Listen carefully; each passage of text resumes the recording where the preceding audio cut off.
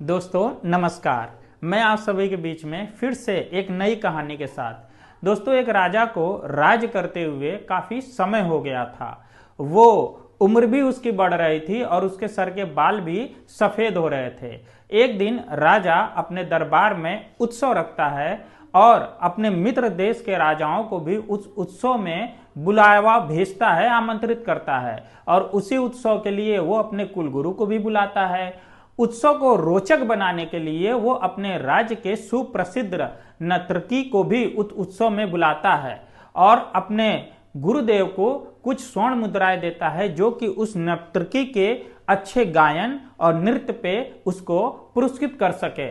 दोस्तों, उत्सव की शुरुआत होती है, पूरे दिन उत्सव चलता है और रात्रि की बेला में उस नर्तकी का नाच शुरू होता है।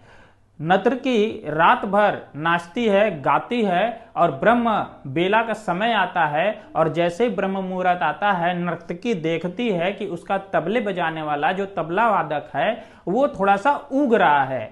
नर्तकी ने सोचा कि अगर मैं अपने तबले वाले को सावधान नहीं किया तो राजा का क्या भरोसा, वो उसे दंड ही दे दे। और इसी चीज को देखते हुए उसने एक दोहा पढ़ा, घड़ी गई थोड़ी रही या में पल पल जाए, एक पलक के कारण यूं ना कलंक लगाए। नर्तकी के इस दोहे को सुनते ही तबला बजाने वाला सतर्क हो गया और अपने तबले के ऊपर ध्यान देकर तबला बजाने लगा। अब वहां पर उपस्थित लोगों ने इस दोहे का अलग अलग अर्थ निकाला। जब गुरुदेव ने इस दोहे को सुना तो उन्होंने अपनी सारी स्वर्ण मुद्राएं जो राजा से उसको मिला हुआ था वो नर्तकी को उपहार में दे दिया। जब इस दोहे को राजकुमारी ने सुना तो उसने अपने गले का 9 लखा हार निकालकर उस नर्तकी को अर्पण कर दिया। जब राजकुमार ने इसी दोहे को सुना तो अब उसने अपने सोने का मुकुट ही उतारकर उस नर्तकी को उपहार स्वरूप दे दिया। वहां पर उपस्थित राजा बड़ा ही अचंभित हो गया। उसने सोचा कि रात भर नृत्य चल रहा था, लेकिन इस नर्तकी के नाचने वाले के एक दोहे ने ही सभी के हृदय को परिवर्तित कर दिया और सभी अपने कीमती और बेशकीमती साजो सामान को उपहार स्वरूप इस नर्तकी को दे रहे हैं। राजा अपने सिंहासन से उठा और आश्चर्य भरी नजरों से नर्तकी को देखते हुए बोला कि एक दोहे से तुमने एक सामान्य नर्तकी होते हुए भी सबको लूट लिया। जब इस राजा के वाक्य को उनको गुरुदेव ने सुना तो गुरुदेव ने बोला कि नर्तकी को महाराज आप कुछ भी ना कहिए, आज से ये मेरी गुरु बन गई है। इस दोहे के द्वारा ये मुझे बताना चाहती है कि मैं पूरा जीवन जंगलों में घूमकर कठिन तपस्या और कठिन भक्ति से गुजर रहा था और जीवन के अंत समय में मैं इस दरबार में बैठकर ईश्वर को भूलकर इन सभी दरबारियों के साथ इस नृत्य को देख रहा हूं और अपनी साधना को भंग कर रहा हूं। महाराज, अब तो मैं चलता हूं, मुझे आज्ञा दीजिए। और उसी तत्क्षण गुरुदेव ने अपना कमंडल उठाया और जंगल की तरफ चल दिए।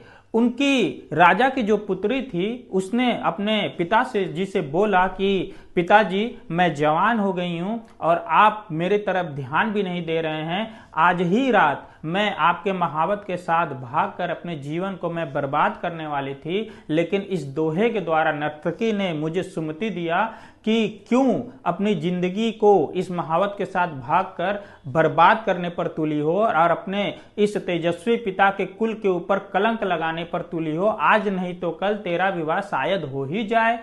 और यही बात जब राजकुमार ने सुना था तो राजकुमार ने अपने पिताजी से बोला कि पिताजी, मैं आज ही रात में अपने सिपाहियों के साथ मिलकर आपको हत्या करने वाला था और इस दोहे से मुझे ज्ञान आया, मुझे आत्मग्लानि हुई कि आज नहीं तो कल ये राजपाट तो मेरा ही होने वाला है। क्यों मैं अपने पिता का खून करके ये कलंक अपने सर पे लूं।